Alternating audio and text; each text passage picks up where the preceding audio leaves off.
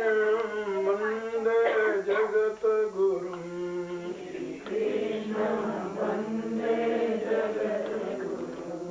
वसुदेवसुतं देवं कंसचाणूरमर्दनं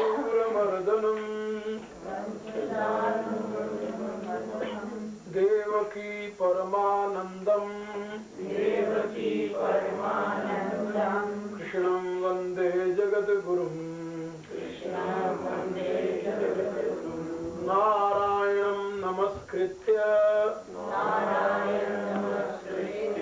नरं चैव नरोत्तमं देवीं सरस्वतीं व्यासं ततो जयमुदीरयेत्। अब आप लोग गीता का 7वां अध्याय निकालिए और उसको पहले मैं बोलूंगा, पीछे आप गीता नीचे नहीं रखिए, हाथ में उठाइए।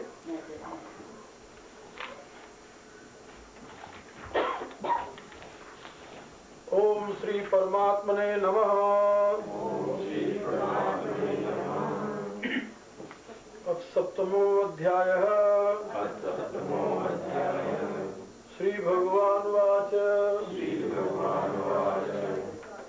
मय्या सक्तमनाः पार्थ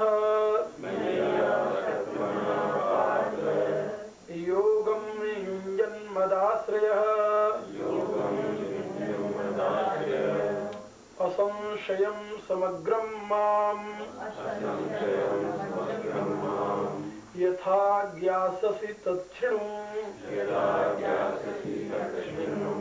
ज्ञानं तेहं सविज्ञानमिदं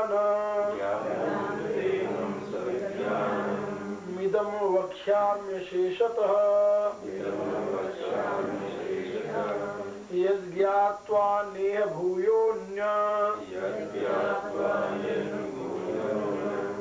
ज्ञातव्यम् अवशिष्यते। मनुष्याणां सहस्रेषु कश्चिद्दतति सिद्धये यततामपि सिद्धानां कश्चिन्मां वेत्ति तत्त्वतः। भूमिरापो नलो वायुः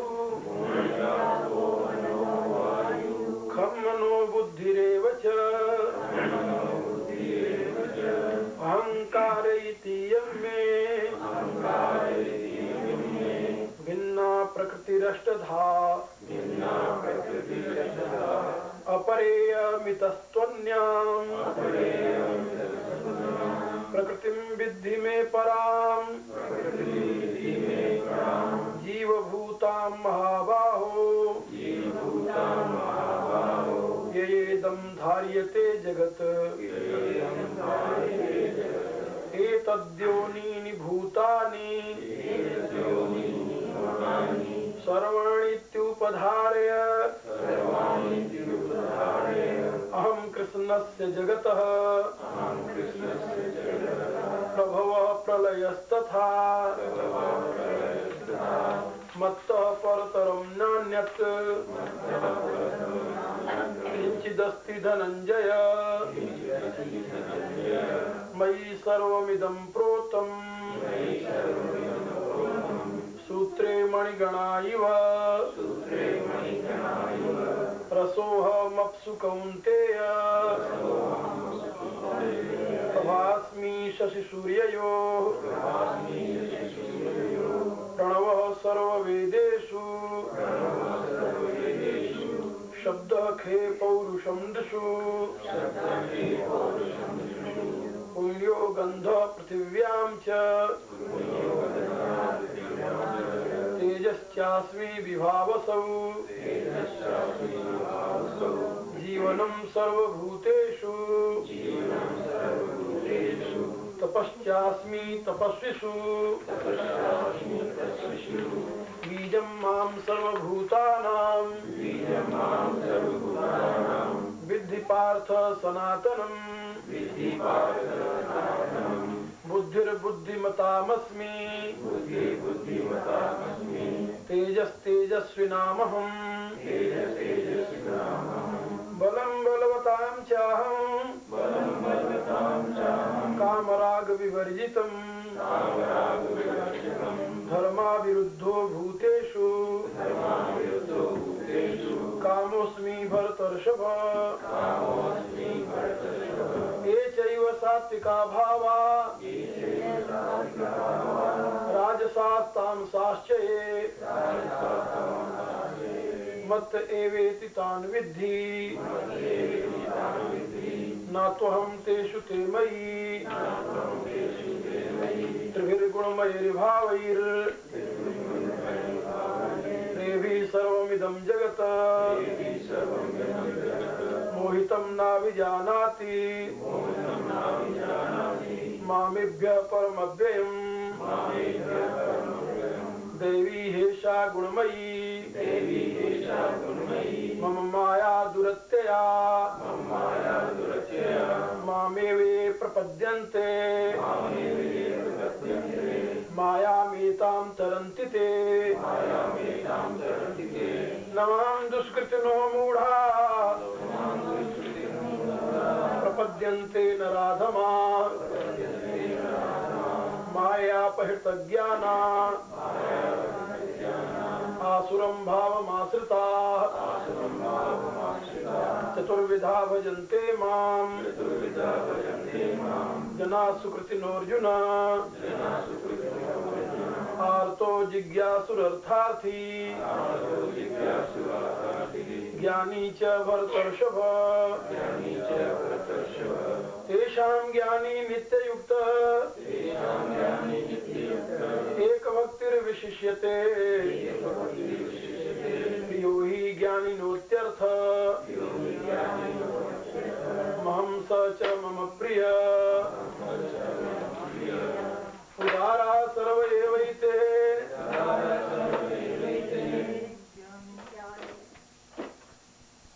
उदारा सर्व एवैते ज्ञानी त्वात्मैव मे मतम् आस्थितः स हि युक्तात्मा मामेवानुत्तमां गतिम् बहूनां जन्मनामन्ते ज्ञानवान् मां प्रपद्यते वासुदेवः सर्वमिति स महात्मा सुदुर्लभः कामैस्तैस्तैर्हृतज्ञाना प्रपद्यन्तेऽन्यदेवता तं तं नियममास्थाय प्रकृत्या नियता स्वया यो यो याम्यां तनुं भक्तः श्रद्धयार्चितुमिच्छति तस्य तस्याचलां श्रद्धां तामेव विदधाम्यहम् स तया श्रद्धया युक्तः तस्याराधनमीहते लभते च ततः कामान् मयैव विहितान्यतान् अन्तवत्तु फलं तेषां तद्भवत्यल्पमेधसाम् देवान् देवयो यान्ति मद्भक्ता यान्ति मामपि अव्यक्तं व्यक्तिमापन्नं मन्यन्ते मामबुद्धय परं भावमजानन्तो ममाव्ययमनुत्तमम् नाहं प्रकाशः सर्वस्य योगमाया समावृतः मूढोऽयं न विजानाति लोको मामजमव्ययम् वेदाहं समतीतानि वर्तमानानि चार्जुन भविष्याणि च भूतानि मां तु वेद न कश्चन इच्छाद्वेषसमुत्थेन द्वन्द्वमोहेन भारत सर्वभूतानि सम्मोहम् सर्गे यान्ति परन्तप तेषां त्वन्तगतं पापम् जनानां पुण्यकर्मणां ते द्वन्द्वमोह निर्मुक्ता भजन्ते मां दृढव्रता जरामरणमोक्षाय मामाश्रित्य यतन्ति ये ब्रह्म तद्विदुः कृष्ण मध्यात्मं कर्म चाखिलम् साधिभूतादिदैवं मां साधियज्ञं च ये विदुः प्रयाणकालेऽपि च मां ते विदुर्युक्तचेतसः ॐ तत्सदिति श्रीमद्भगवद्गीता उपनिषत्सु ब्रह्मविद्यायां योगशास्त्रे श्रीकृष्णार्जुन संवादे ज्ञान विज्ञान योगो नाम सप्तमो अध्यायः। श्रीकृष्ण वन्दे जगद्गुरुं श्रीकृष्ण वन्दे जगद्गुरुं श्रीकृष्ण वन्दे जगद्गुरुं।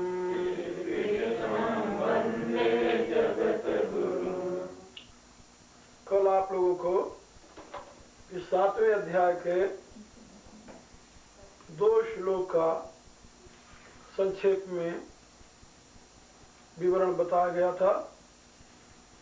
मैं समझता हूँ कि 15 दिनों में ये गीता का 7वां अध्याय मैं आप लोगों को समझा दूं। ये ज्ञान विज्ञान योग है और भगवान का कथन है कि इसको जान लेने के पश्चात तत्वतः और कुछ जानना शेष नहीं रहता।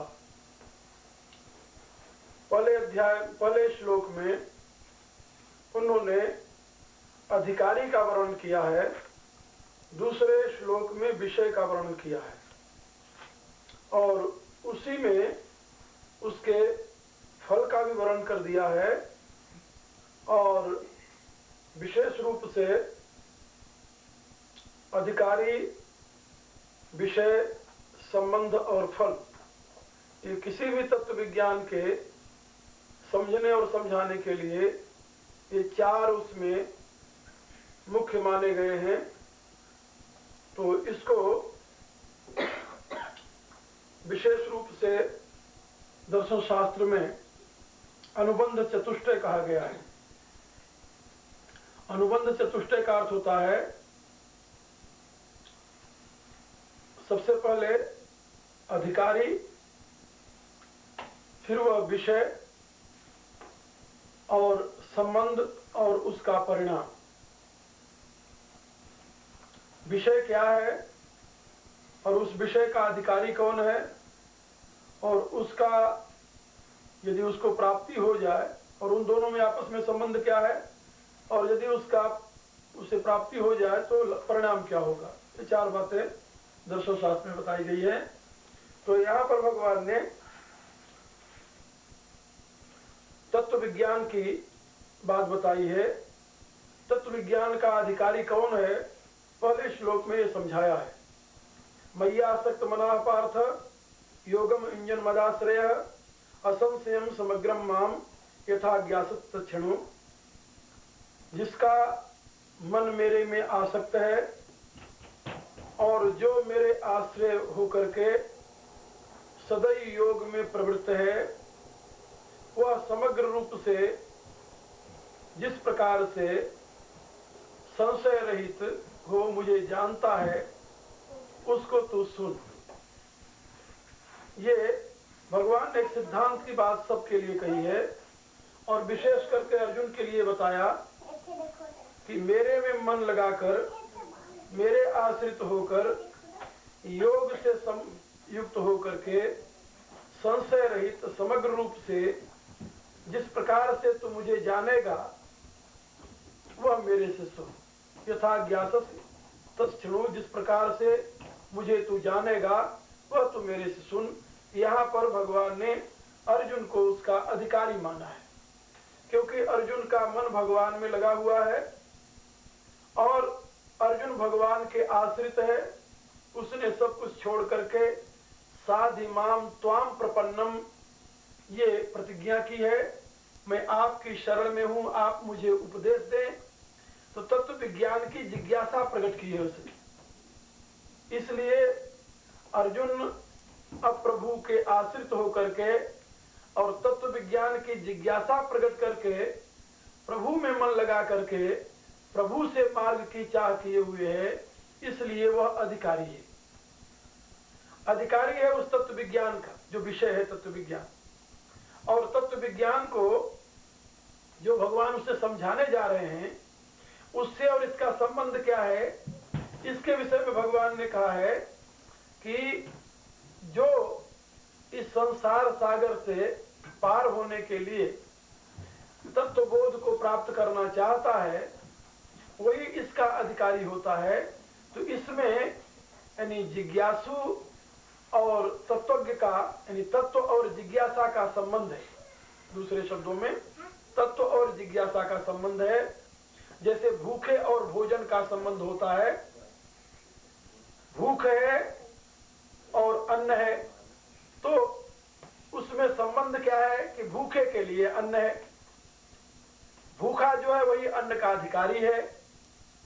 भूख और भोजन का आपस में संबंध है और जब भूखा भोजन कर लेगा तो उसका परिणाम क्या होगा, वो संतुष्ट हो जाएगा, उसकी तृप्ति हो जाएगी।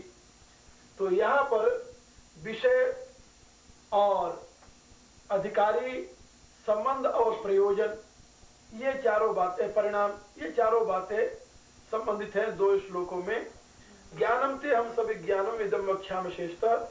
इसलिए भगवान ने कहा कि मैं अब तेरे लिए तुमको विज्ञान से युक्त परिपूर्ण ज्ञान की बात बताऊंगा। अशेषतः माने परिपूर्ण, पूरा का पूरा। यज्ञात्वा, जिसको जान करके, न ये भूय अन्य ज्ञातव्यम अवशिष्यते, जिसको जान करके पुनः इस दुनिया में कुछ भी जानने के लिए शेष नहीं रहेगा। ये बात भगवान ने बताया। आगे इस ज्ञान की महत्ता बता रहे हैं कि ये ज्ञान कितना दुरूह है, कितना महान है।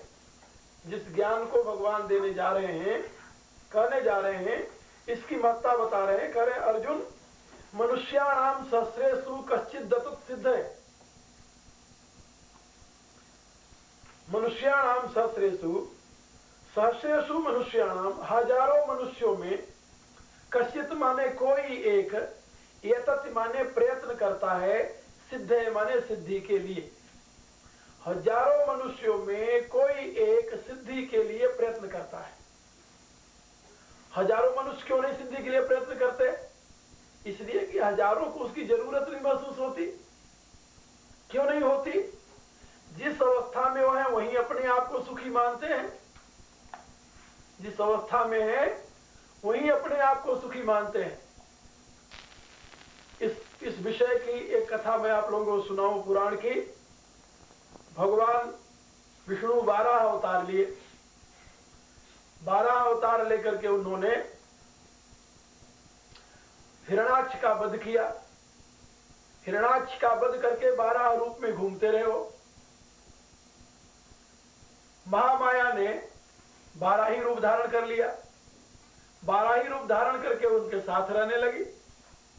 अब वहां पर संयोग हुआ तो उससे बच्चे पूरे पूरे लाइन के लाइन पैदा हो गए। तो शुकरी को तो 8-8, 10-10, 15-15 बच्चे एक साथ पैदा होने लगे और पूरा वो शुकरों का ही एक पूरा जमघट हो गया। और अब वो भगवान विष्णु उन्हीं अपने बच्चों के बीच में वहीं बैठे। देवता लोग प्रार्थना कर रहे हैं कि भगवान ये काम हो गया, अब आ जाओ। वो अपने वही आनंद में मस्त है। तो लोगों ने कहा कि ये तो अनर्थ हो जाएगा, आखिर इस अवस्था में कब तक रहेंगे। तो भगवान शंकर से प्रार्थना की कि महाराज आप ही उसको दूर कर सकते हो इस स्थिति को। तो भगवान शंकर ने इस त्रिशूल उठाया और जितने बच्चे थे सबको उन्होंने खत्म कर दिया। जब सारे बच्चे खत्म हुए तब उनको ये आया कि मैं क्या कर रहा था और कहा था। फिर भगवान अपने रूप में आ गए। ये कथा का अभिप्राय केवल ये है कि जो जिस अवस्था में चला जाता है उसको फिर वही सुख मिलने लगता है। वो ये नहीं सोचता कि ये गंदी अवस्था है या अच्छी अवस्था है। कब तक? जब तक कि कोई उसको धक्का न लगे। और जब धक्का लगता है तब आदमी सोचता कि नहीं ये तो गलत चीज है, हम तो कहाँ आकर बैठ गए, किस अवस्था में पड़ गए। तो हर एक मनुष्य उस तत्व की जिज्ञासा नहीं करता, उसको जानने की चाह नहीं रखता। क्यों नहीं रखता? कि जिस अवस्था में है वहां वो सुखी मान रहा, दुख में भी सुख मान रहा है। शास्त्र कहता है कि दुख में भी सुख होता है। जिस दुख में सुख के बीज न हो तो आदमी तुरंत मर जाए, लेकिन दुख में भी सुख की संभावना या दुख का कुछ सुख का आभास उसको बना रहता है, इसलिए उसमें वो पड़ा रहता है। और इस आशा से कि थोड़े दिन बाद दुख आ ही जाएगा, सुख आ ही जाएगा, दुख चला जाएगा। तो इस संभावना से वो दुख में सुखी रहता है, सुख की आशा से ही सुखी रहता है। तो ये जो स्थिति है, यही स्थिति है जिसके कारण मनुष्य को तत्व ज्ञान की जिज्ञासा नहीं होती। भगवान ने कहा मनुष्याणाम सहस्रेषु, यही बात कठोपनिषद में बताई गई है। कठोपनिषद में जब यमराज के पास नचिकेता जाता है और वहां पर 3 दिन भूखा रहता है, यमराज नहीं होते, तो तीसरे दिन यमराज जब आते हैं उनको पता चलता है कि मेरे दरवाजे पर एक ब्राह्मण बालक भूखा 3 दिन से बैठा है। तो आकर उसको वरदान देते हैं कि तुम मेरे से 3 वरदान मांग लो, क्योंकि तुम भूखे हो, 3 दिन से यहाँ बैठे तो क्या कर रहे हो। तो नचिकेता ने 3 वरदान मांगा। पहले वरदान में उसने कहा कि पहला वरदान मुझे ये दीजिए कि मैं अब यहाँ से लौटा रहे थे ना, तुम चले जाओ। तो उन्होंने कहा कि पहला वरदान ये दीजिए कि मेरे पिताजी जाते मुझे पहचान लें कि मैं वही उनका लड़का हूँ। दूसरे वरदान में उन्होंने कहा ठीक है जाओ। दूसरे वरदान में उसने कहा कि मुझे आप अग्नि विद्या का बोध करा दें। अग्नि विद्या जो है, तो उन्होंने अग्नि विद्या का बोध करा दिया।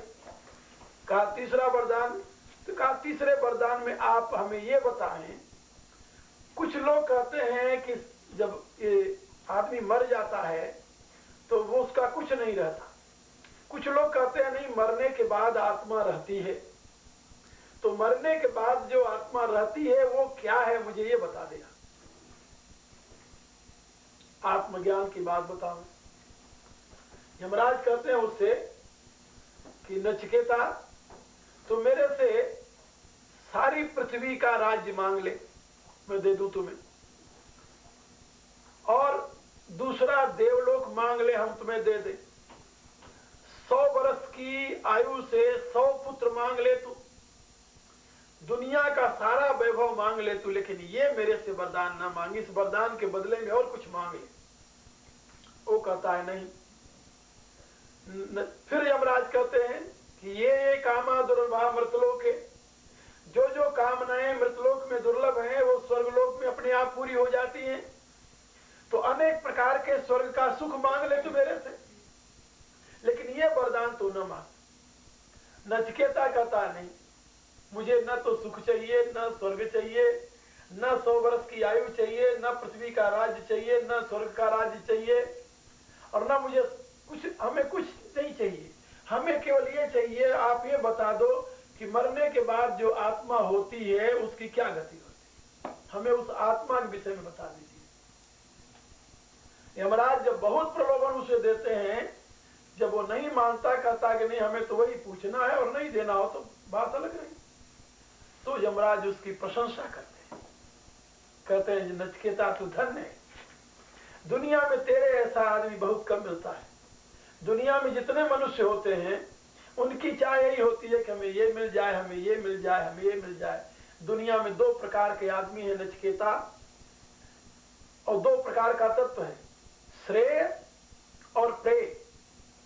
तो दुनिया तो प्रेय में लगी हुई है, प्रेय माने सुख के साधन, उसी में दुनिया लगी हुई है। श्रेय की जिज्ञासा वाला तो कोई एक मिलता है, कोई एक।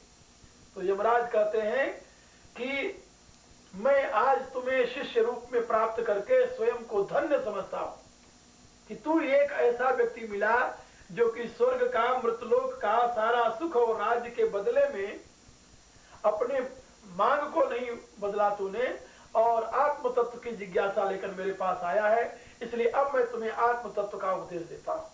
तो यमराज ने नचिकेता को जो आत्म विज्ञान दिया उसी को कठोपनिषद कहते हैं। हमारे यहाँ कठोपनिषद को है। तो मैं आप लोगों को बता रहा था कि अधिकांश दुनिया जो है वो प्रेम में लगी हुई है। प्रेय और श्रेय, ये जिंदगी के दो मार्ग हैं, प्रेय और श्रेय। प्रेय माने संसार का सुख, श्रेय माने मोक्ष, परम तत्व का बोध। तो परम तत्व का बोध कौन चाहता है? पहले तो प्रेय मिलना चाहिए, सुख मिल जाए दुनिया से और तृप्ति हो जाए, फिर बाद में देखा जाएगा। तो अधिकांश मनुष्य तो इसी में लगे रहते हैं। और प्रेय के अतिरिक्त पुराणों में इसकी मीमांसा करते हुए तीन अवस्थाएं बताई गई, हे, प्रेय और श्रेय। तो हे दुनिया के लोग तो हे में ही लगे हुए हैं, हे को ही प्रेय मान रहे हैं, उसी में भ्रमवश लगे हुए हैं। प्रेय को प्राप्त करने की चाह तो बहुत कम लोगों को होती है, और उससे भी कम लोग हैं जो श्रेय को चाहते हैं। हे माने संसार का सुख, प्रेय माने स्वर्गीय सुख, दिव्य सुख, श्रेय माने मोक्ष का आनंद। तो मोक्ष का आनंद लेने के लिए कौन लालायित है? उसे तो संसार का ही सुख मिल जाए यही बहुत है। यहां से ऊपर उठा तो उसे स्वर्ग का सुख मिल जाए यही बहुत है, उसी में आनंद बना रहा है। कौन ऐसा जिज्ञासु है? भगवान कहते मनुष्याणाम सहस्रेषु कश्चित् सिद्धे, हजारों मनुष्यों में कोई एक होता है जो उस सिद्धि के लिए यत्न करता है, हजारों में एक कोई होता है। और यत्तामपि सिद्धानाम कश्चिन् माम वेति तत्वतः, और उन हजारों में, हजारों यत्न करने वाले सिद्धों में कोई एक मुझे जान पाता है। ये नहीं जितने यत्न करते हैं सभी जान जाते हैं, सभी नहीं जान जाते। हजारों यत्न करने वालों में कोई एक मुझे तत्वतः जान पाता है। तत्वतः नहीं तो थोड़ा सा अनुभव हुआ उसी में तृप्त हो गए, बस बहुत है, दैट इज एनफ, उसी में तृप्त हो गए। भगवान कहते हैं बहुत हजारों में एक कोई जानने की चाह रखता है, साधना करता है, और हजारों साधना करने वालों में कोई एक मुझे तत्वतः जान पाता है। इतना दुरूह है मेरे इस तत्व का ज्ञान। और इसी बात को तुलसीदास जी ने रामायण में, इसी बात को रामायण में और डिटेल में व्यक्त किया है। जब राम तत्व की मीमांसा भगवान शंकर ने सुना दी पार्वती को उत्तरकांड में, तो वहां पर उससे पहले उन्होंने एक बात बताई कि ये जो कथा मैं तुम्हें सुनाया, ये मैंने भुसुंडी के आश्रम में जाकर सुना। तो पार्वती ने सारी कथा सुनने के पश्चात उनसे प्रश्न कर लिया कि ये भुसुंडी राम के इस परम तत्व को कैसे जान गए। तो वहां पर उन्होंने एक बड़ा सुंदर क्रम बताया है। पार्वती जी कहती हैं, नर सहस्रम सुनऊ पुरारी, को एक होई धर्म व्रत धारी है। धर्म की बात सुनना अलग है, धर्म व्रत को धारण करना अलग है। धर्म व्रत को धारण करने का अभिप्राय कि आज से मैं धर्मानुसार जीवन बनाऊंगा, ये व्रत धारण कर लेता है, इससे दिखता नहीं। धर्म का मार्ग आज से हमने अपना लिया, आज से मेरा जीवन धर्म में होगा, धर्म के विपरीत में आज से आचरण नहीं करूंगा। हजारों में कोई एक होता है जो ऐसे धर्म व्रत का धारण करता है। धर्मानुसार जीवन बनाना बहुत मुश्किल होता है। हमारा जीवन धर्मानुसार है या नहीं, इसका क्राइटेरियन क्या है? इसके लिए तुलसीदास जी ने रामायण में लिखा है, धर्मते विरति योगते ज्ञाना। धर्म का परिणाम है विराग, धर्म का परिणाम विराग है। किसी काम को आपने धर्मानुसार किया है कि नहीं किया है, इसका उत्तर केवल यही है कि आपको उस कर्म करने के पश्चात उससे अटैचमेंट है या उससे डिटैचमेंट है।